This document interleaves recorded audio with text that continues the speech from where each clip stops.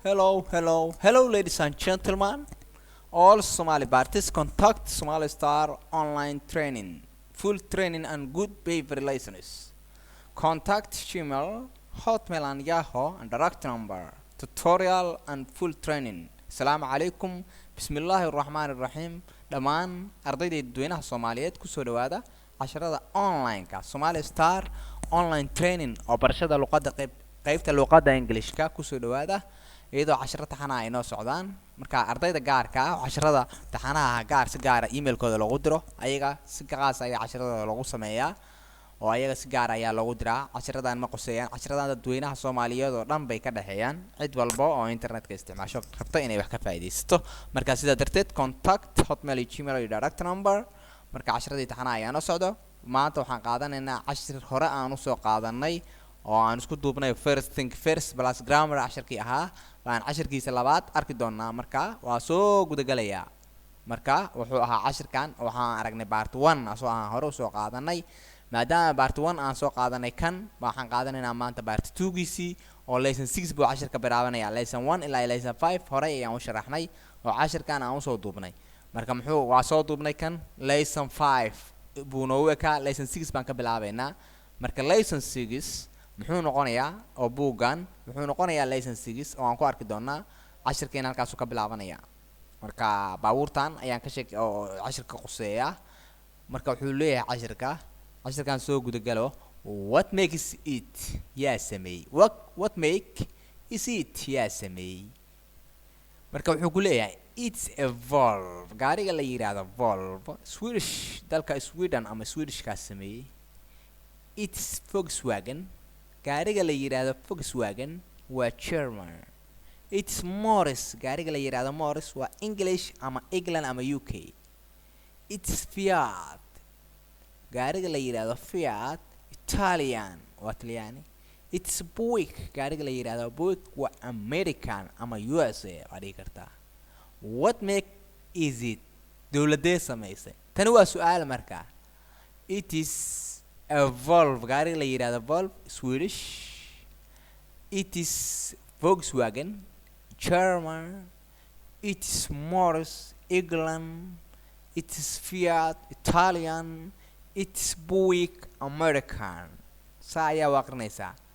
markaas waxa leedahay it is a Volvo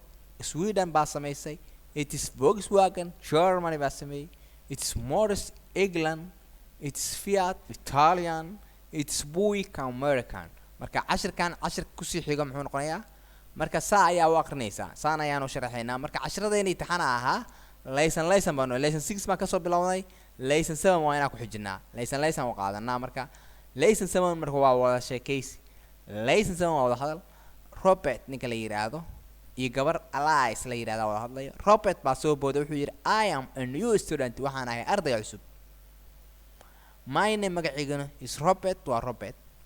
Alice Patrick how do you do nabaday how do you do nabaday my name magaciga is iyada soo booday gabadhi my name magaciga is waa Alice way Robert baa wuxuu yiri are you French ma Faransiis baa tahay Alice waxay tiri yes ha I am one Alice baa hadashay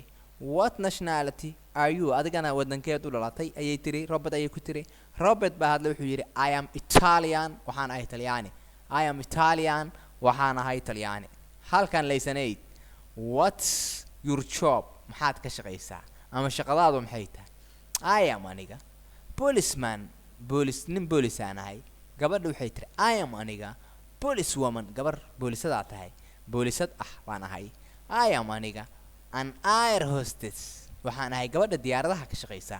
ama diyaaradaha ka shaqeysa marka haddii xaraf shaqala uu soo halkan ku yaalo an baa laga soo horeysiinaya haddii xarafka uu yahay capital xarafka uusan shaqal ahayn oo uu yahay xaraf aan ahayn shaqal waxa ka soo hormaraysa a marka xarafka shaqalka maxaa ka soo hormarayo an xarafka kale oo aan shaqalka ahayn maxaa ka soo hormarayo an kan oo aan shaqalka ahayn kana an baa ka soo hormarayso marka I am aniga an air hostess waxaan ahay gabadha diyaaradda ka shaqeysa I am aniga a nurse waxaan ahay nurses ama kalkaaliye I am aniga a milkman waxaan ahay ninka caanaha wada ama caano leh I am aniga housewife waxaan ahay gabadha guriga joogta ah guri joogto housewife waa guri joogto lesson 9 Mr. Ford good afternoon Mr. Ford good afternoon galab wanaagsan Mrs. Davis gabadha la yiraahdo Mrs. Davis marka kaalada waxaa caado ah gabadha waxaa loogu magac darayaa marka la guursado ninkeeda hadda gabadhan magaceeda la sheegi maayo waxaa la leeyahay Mrs. Davis Davis waa ninkeedii iyadana waxaa la leeyahay Mrs. Davis Mrs. Davis good afternoon galab wanaagsan Mrs. Ford Mrs. Ford Mr. Ford baa soo booday wuxuu yiri how are you today maanta sidee tahay Mrs. Davis Mrs. Davis I am Peter very well aad baan u fiicanahay thank you waana mahadsan tahay and you waiter adigana Mr. Ford baa yiri I am fine waan fiicanahay thanks waa mahadsan tahay Mr. Ford wuxuu yiri how is Davis Davisna seebuu ahaa Mrs. Davis waxay tiri he's fine waa u fiicnaa thanks waana mahadsan tahay lesson 10 waxa way look at fiiri bal